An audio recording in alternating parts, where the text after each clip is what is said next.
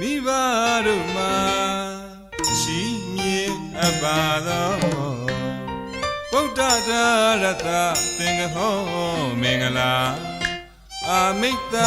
နုက္ခဓမ္မနုက္ခဟောတော်မူရာဒေသနာဖယားသာသနာအမွေခံယူကာ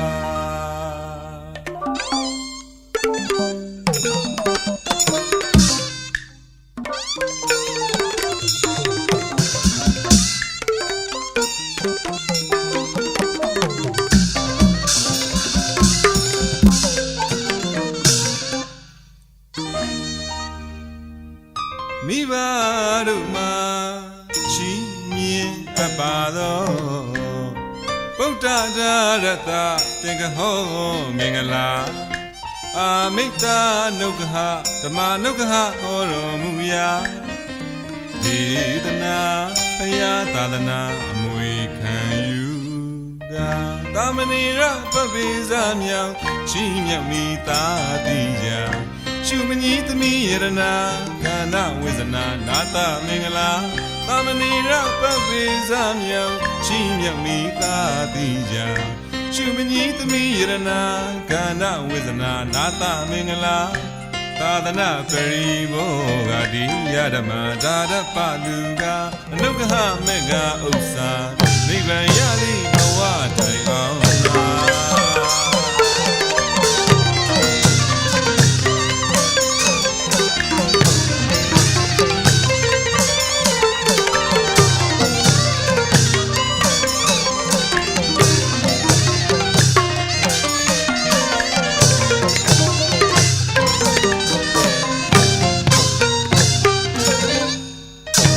ပရိတောဒုရဝနာဘာယမိလေးမြတ်လာစွာဤကောင်းမှုပြုရကျုံငါအသဘောတရားတို့ဖြင့်ရကုန်ညာ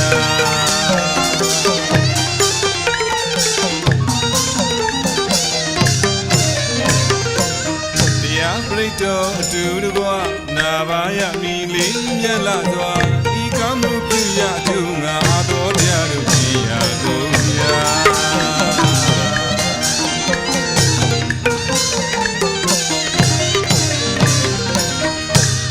နိဗ္ဗာန်ကိုရလွယ်နိုင်သည်ရောက်စေလိုပါယံဝတ္တုံတည်းမဟာပထဝီတတိဖြစ်တည်ရာသာမဏေရပပိဇာမြောင်ရှိမြတ်မိသာတိရာရှုပညီသမီးရဏခန္ဓာဝေဇနာနာသမင်္ဂလာသာမဏေရပပိဇာမြောင်ရှိမြတ်မိသာတိရာရှုပညီသမီးရဏခန္ဓာဝေဇနာနာသမင်္ဂလာသာသနာပရိဘောဂတိယဓမ္မဒါရပလူကအနုတ္တဟမေဃဥစ္စာနိဗ္ဗာန်ရသည်ဘဝတိုင်အောင်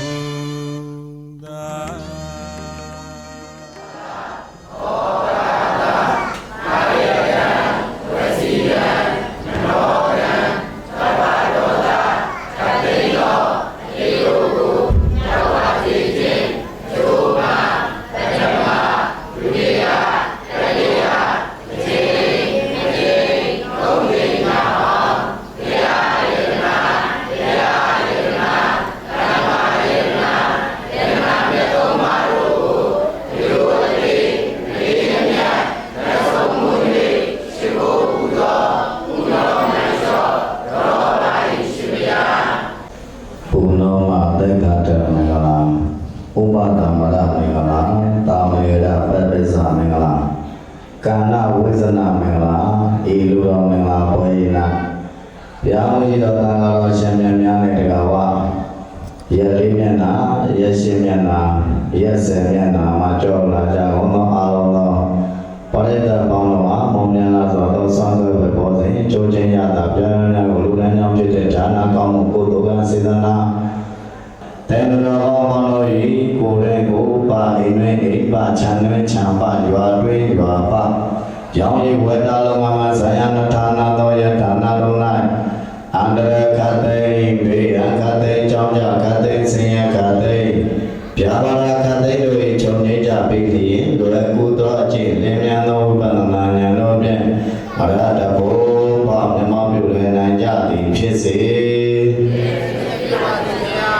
များစွာတန်တဝါချမ်းသာကိုယ်စိတ်မြဲပါစေဘုရားယံပေကင်းစင်ဝေငြိမ်းအေးကြပါစေဘုံသုံးသတ္တေဖြစ်ဖြစ်များစွာတန်တဝါချမ်းသာကိုယ်စိတ်ပြည့်ပါစေဘုရားဝေး၍အေးပါစေဓမ္မခတ်သိတရားကိအေးငြိမ်းချမ်းသာရှိပါစေ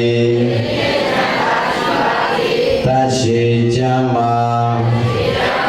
ဘေးရန်ကွာသာသနာပြုနိုင်ကြပါစေဒုမေတ္တာစွာကမ္ဘာလွာငြိမ်းချမ်းကြပါစေဣဒာမေပေါ်ညာအာသဝခယဝါဟောတုနိဗ္ဗာနတပိစယောဟောတုတိတရဏေနပင်စင်္ဂသီလံဓမ္မံသာတုံကတ္တဝါအပမဒေနသီလံသမ္မာဒိဋ္ဌာ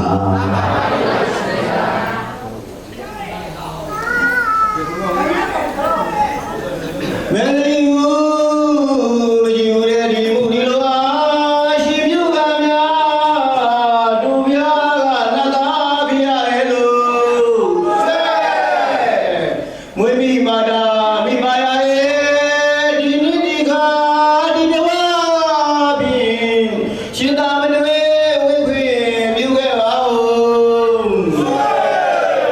တရားကိုမမောတာကြောက်တော်တွင်ခဏီကမင်းကိုချစ်ချင်းမိန်တော်ပြန်လို့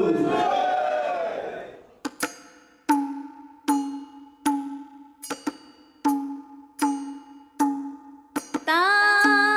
ရှင်ပြုအလူတော်မင်္ဂလာသာသနာတွင်အနည်းလလာဟိုရှိအစင်လာရှင်လောင်းတငယ်နဲ့ပြရမို့မိဆိုင်ရဲ့မခဆိုင်နေပိုင်ရှင်အပေါင်းအိုးငါပြောဆုံးလင်းပွဲဆုံးအောင်တင်ငါတာတဲ့ဆိုင်ရပိုင်ရအရှင်အပေါင်းတို့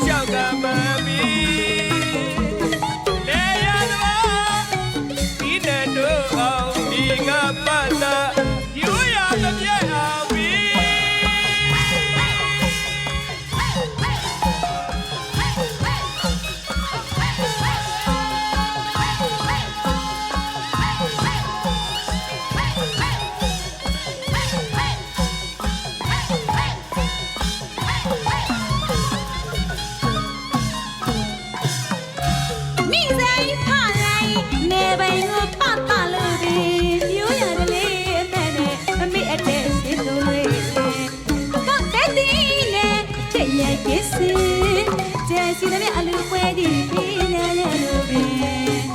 မိဆိုင်ဖလာရင်နေပိုင်ကိုပတ်ပါလို့ပဲအောင်ယူရတယ်လေအမှန်တော့မမေ့အပ်တဲ့ရှင်ကိုပတ်ပဲတီးနဲ့အထက်ရဲ့ကိစ္စကျန်စီမြအလူပွဲဒီပြင်းရရလို့ပဲတာလို့စီပြူတဲ့အလူပွဲတော့ပြီယောယောတေးတေးဦးတိတ်ခါပတ်ပါငါတီးမောင်စီလောင်းနာတာလေးတွေနဲ့ပြရပြီရွာတယ်လေမို့ဟောက်တယ်ပြအောင်ပြီ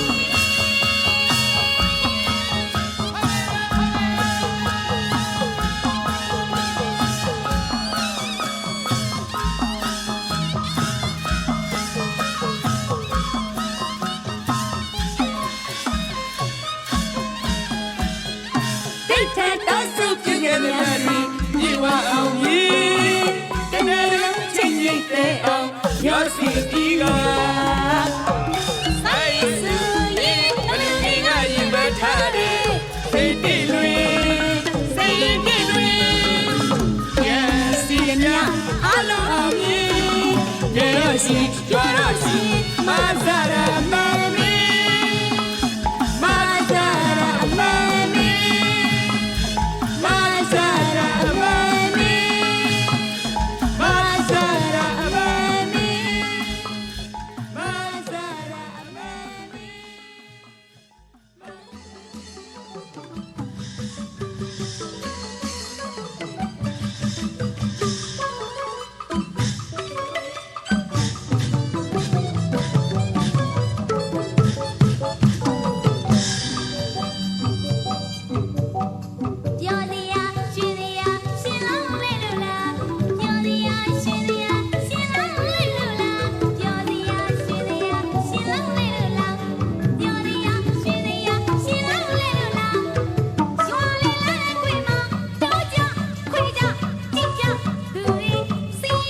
လ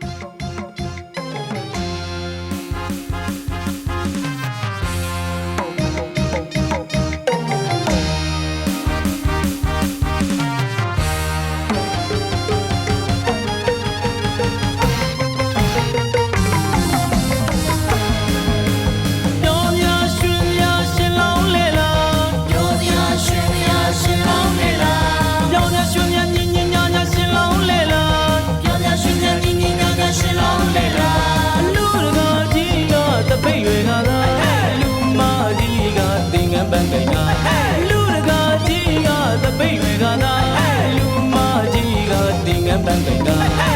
တာရှင်လောင်းနဲ့တပည့်ရတနာအလားဆုံးအရင်ဆုံးချောဆုံးဒီချိန်မှာ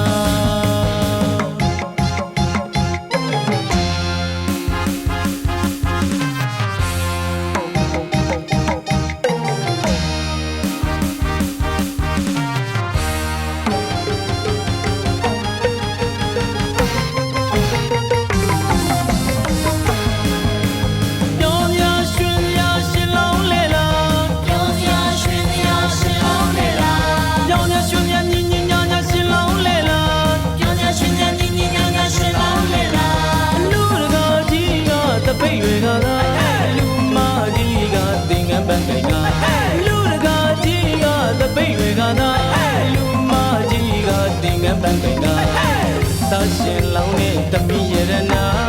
အလားဆုံးအရင်ဆုံးချောဆုံးဒီချိန်မှာ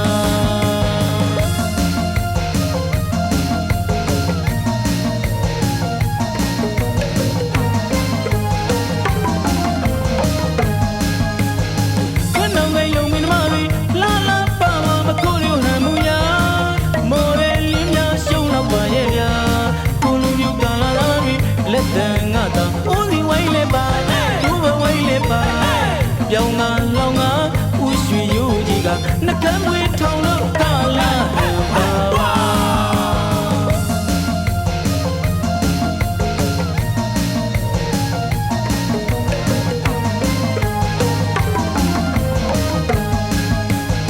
ခဏငယ်ယုံမင်းမလေးလာလာပါမကိုရဟန်မူယာ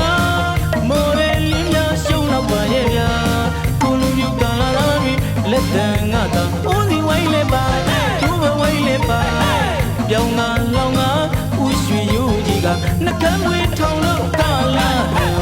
ပါ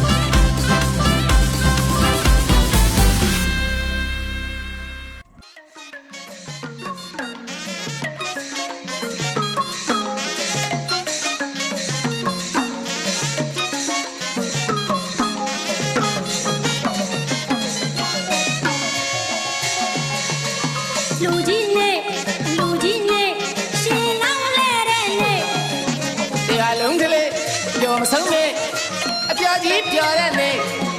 အလူကြီးနဲ့အလူကြီးနဲ့ရှင်လောင်းလဲတဲ့နေ့ တရားလုံးကလေးပြောမဆုံးနဲ့အပြာကြီးပြောတဲ့နေ့ ရှင်လောင်းကလေးများတဲ့စီကညီလာပါပဲ တရားလုံးလည်းပြုံးပြုံးရွှင်ရွှင်တို့တော်ရွာတလေ ရှင်လောင်းကလေးများတဲ့စီကညီလာပါပဲ တရားလုံးလည်းပြုံးပြုံးရွှင်ရွှင်တို့တော်ရွာတလေ မင်္ဂလာပေါင်းတဲ့ပြင်စင်လံပြောင်းတဲ့နေ့ဘိုးဘွားတို့ရိုးရလူပွဲနေ့ အလူတကာချင်းနဲ့အလူမကြီးတို့ပြုံးပြောမွေး ဘာရလို့ပြည့်စင်ဆိုင်နေလိုက် ပဲဒီပါပဲဒီနေ့ရှင်လောင်းလဲတဲ့နေ့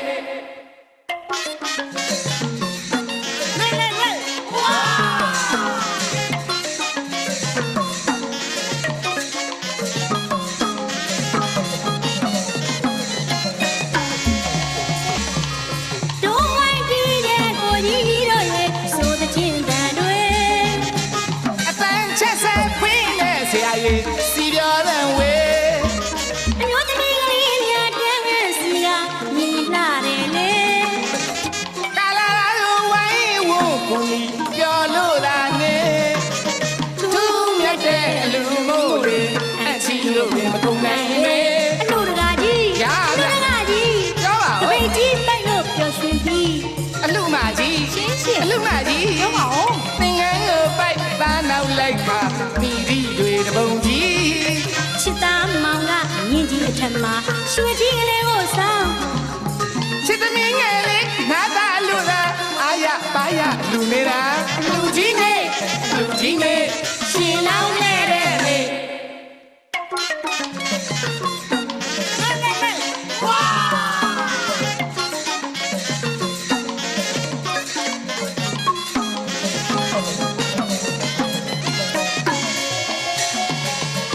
လူကြီးနဲ့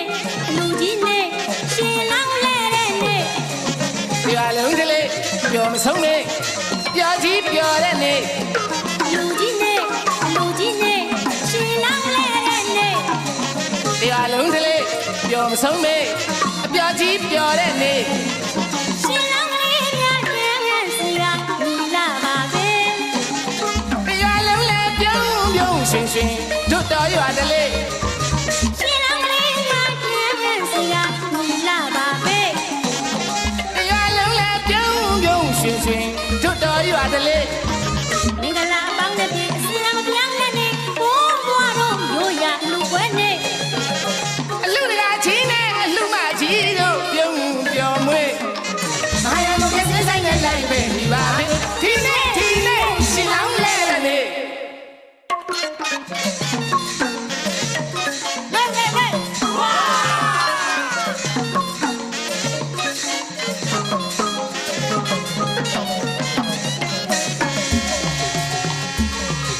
တို့ဝိုင်းပြီးတဲ့ကိုကြီးတို့ရဲ့ဆိုတဲ့ချင်းတန်တွေ အတန်ချက်ဆက်ခွင်းနဲ့ဆရာကြီးစီပြောတဲ့ဝေး အမျိုးသမီးကလေးများတဲ့စီကညီလာတယ်လေ ကာလာလိုဝိုင်းဝန်းကူညီပြောလို့လာနေသူမြတ်တဲ့အလူမို့လေအချီလို့မကုန်နိုင်လေ လူတကာကြီး ရဗျ လူတကာကြီး ပြောပါဦး တပိတ်ကြီးပိုက်လို့ပျော်ရွှင်ပြီး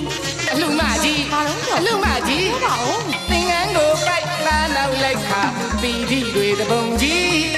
ချစ်သားမောင်ကမြင့်ကြီးထက်မှာရွှေကြီးကလေးကိုဆောင် ချစ်သမီးငယ်လေးနာသာလူသာအာရပါရလူနေတာလူကြီးနဲ့လူကြီးနဲ့ရှင်လောင်းခဲ့တဲ့နေ့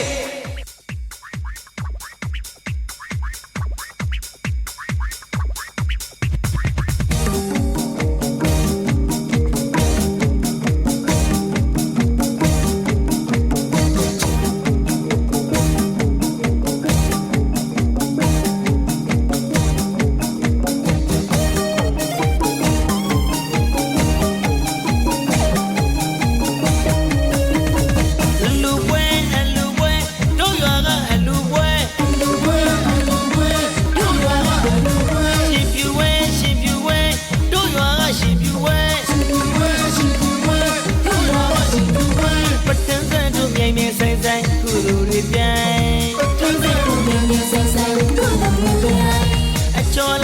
ပြိုင်ရဆိုင်ကိုနောက်ပန်းကိုင်ကျော်လာလို့အပြိုင်ရဆိုင်ကိုနောက်ပန်းကိုင်အကိုကြီးကစင်ကြီးစီမျက်နှာဆက်ပြီးပြီ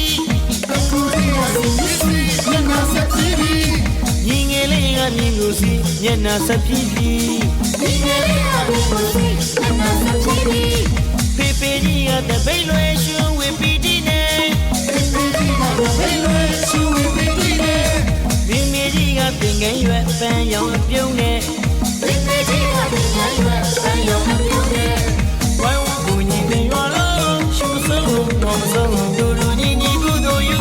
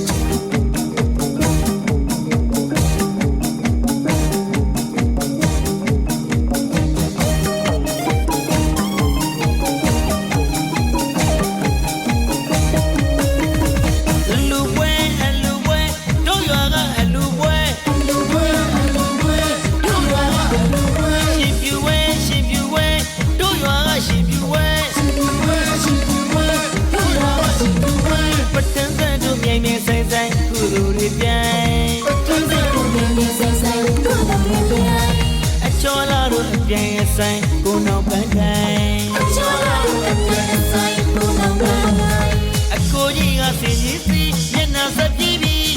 အကိုကြီးကစင်ကြီးစီမျက်နှာဆက်ပြီးပြီညီငယ်လေးကမြင်ကိုစီမျက်နှာဆက်ပြီးပြီညီငယ်လေးကမြင်ကိုစီမျက်နှာဆက်ပြီးပြီဖေဖေကြီးကတပိတ်လွယ်ရှင်ဝေပီတီနဲ့ဖေဖေကြီးကတပိတ်လွယ်ရှင်ဝေပီတီနဲ့မိမိကြီးကပင်ငယ်ရွယ်ပန်းရောင်ပြုံးနဲ့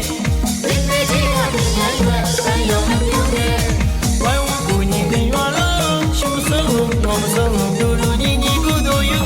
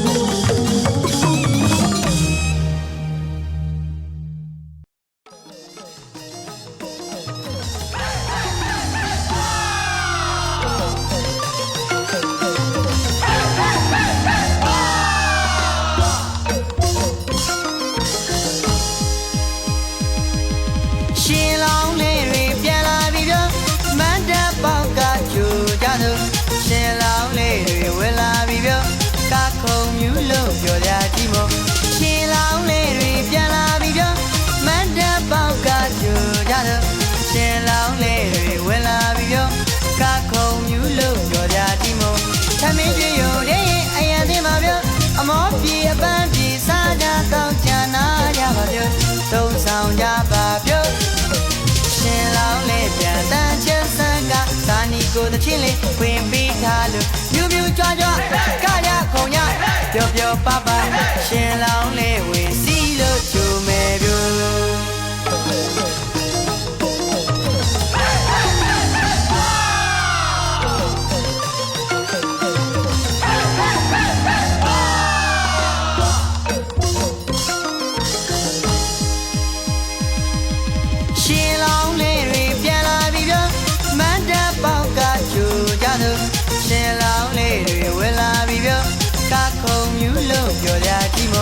ရှင်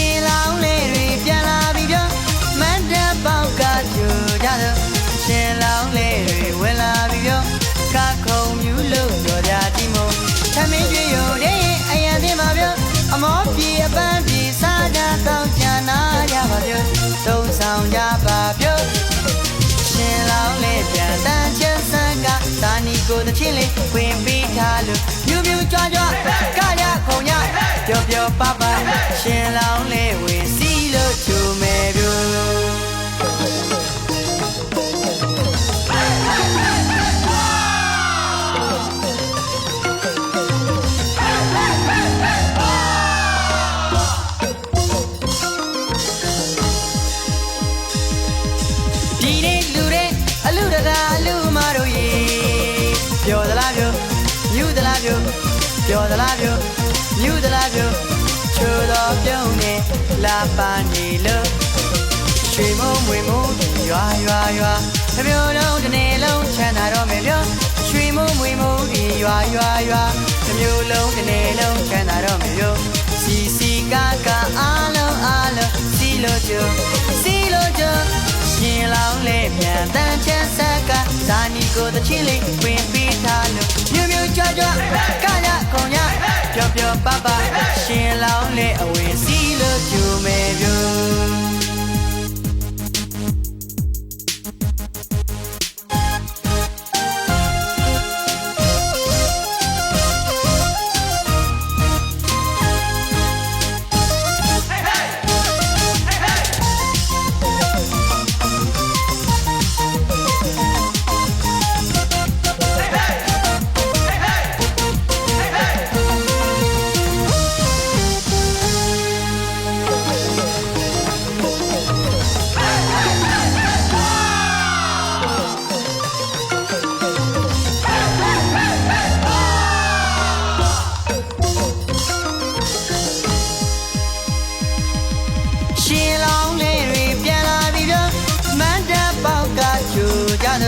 ရှင်လောင်းလေးတွေဝင်လာပြီပြော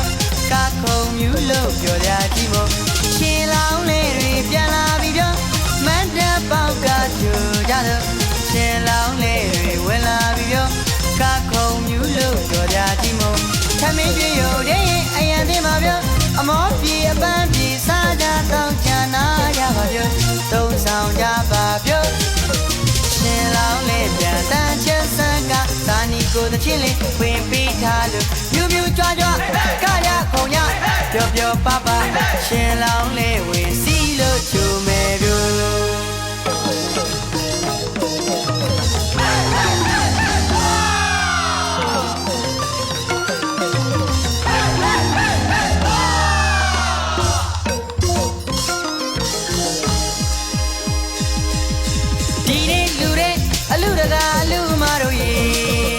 ပြောသလားပြောမြူသလားပြောပြောသလားပြောမြူသလားပြောချိုးတော်ပြုံးနေလာပန်းနေလို့ရွှေမုံမွေမုံရွာရွာရွာတစ်မျိုးလုံးတစ်နေ့လုံးချမ်းသာတော့မယ်ပြောရွှေမုံမွေမုံရွာရွာရွာတစ်မျိုးလုံးတစ်နေ့လုံးချမ်းသာတော့မယ်ပြောစီစီကာကာအားလုံးအားလုံးစီလို့ကြစီလို့ကြရှင်လောင်းလေးပြန်တန်ချမ်းဆက်ကဇာနီကိုတချင်းလေးဝင်ပြီးထားလို့မြူမြူကြွားကြွားကရခုံရပျော်ပျော်ပပရှင်လောင်းလေးအဝင်စီလို့ကြမယ်ပြော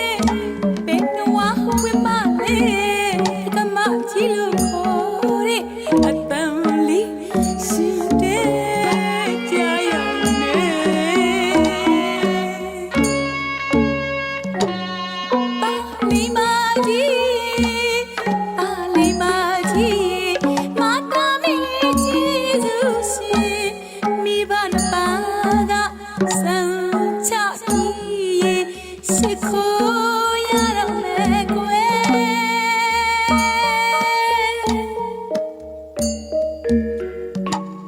အလူတကားကြီးရဲ့စမ်းချသွားကြပါစို့ကွယ်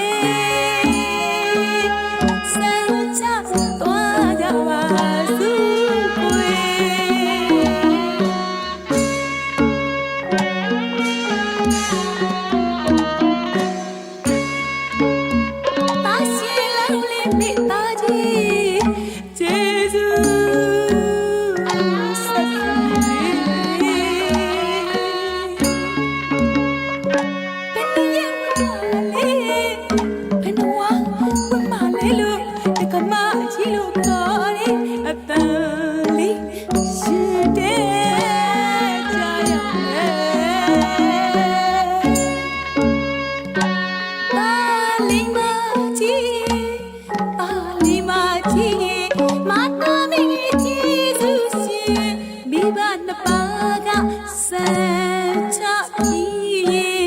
ရှိခိုးရတော့မယ်ကွယ်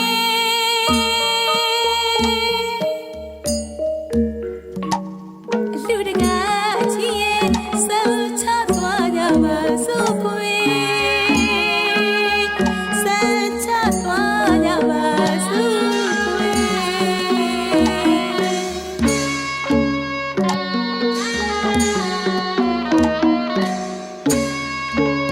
ဘေကလေး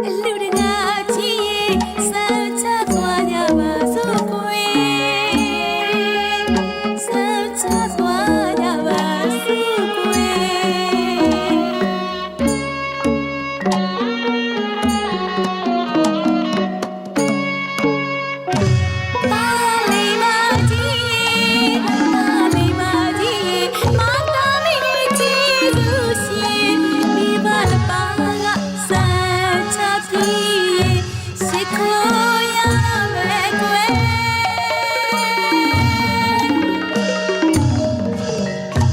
လူတကာကြီးရင်စံချသွားတာပါလို့ကွယ်စံချသွားတာပါစုကွယ်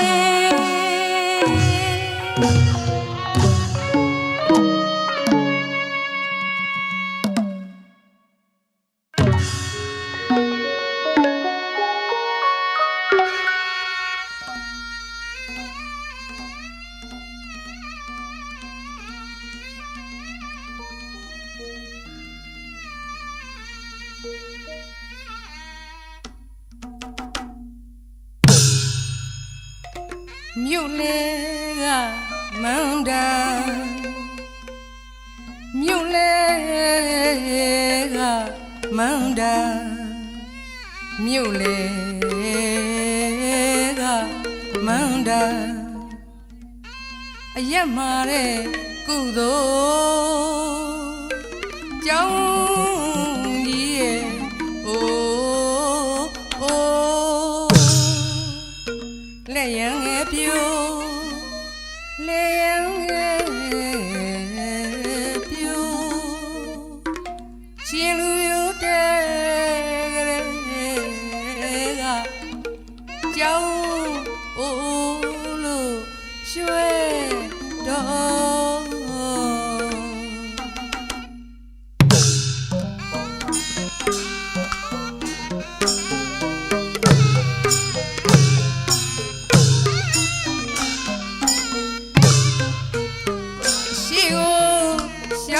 ပါ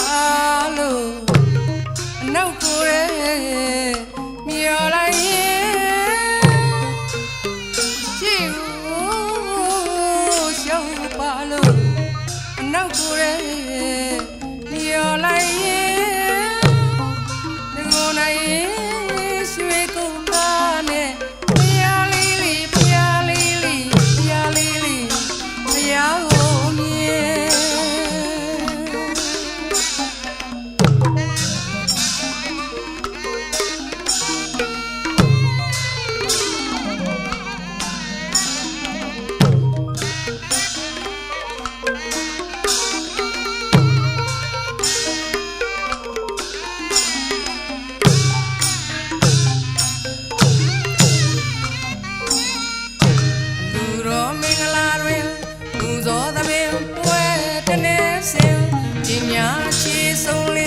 တာမလေးလောင်ရွှေကြောင်းတွင်ဩဃ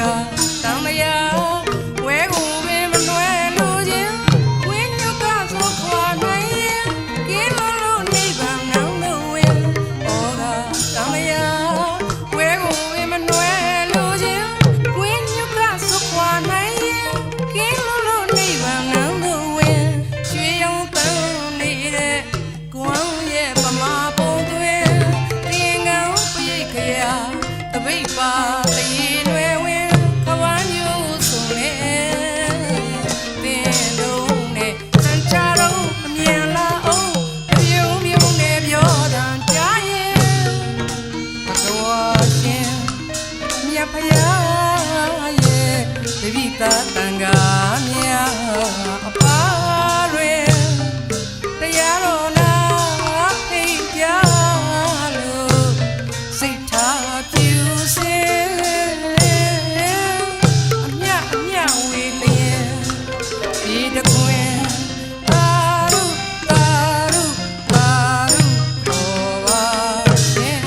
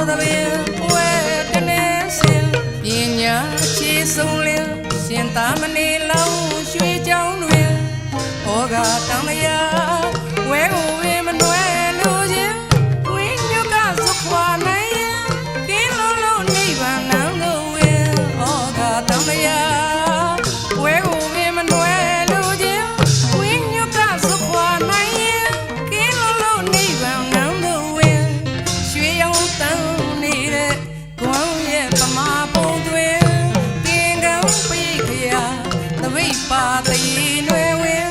ခဝမ်းညုံဆုံးနေတင်လုံးနဲ့ဆန်းချတော့အမြန်လာအောင်တပြုံပြုံနဲ့ပြောတော့ကြားရင်ဘဂဝါရှင်မြတ်ဖရာရဲ့တပိတတန်ကမြဲ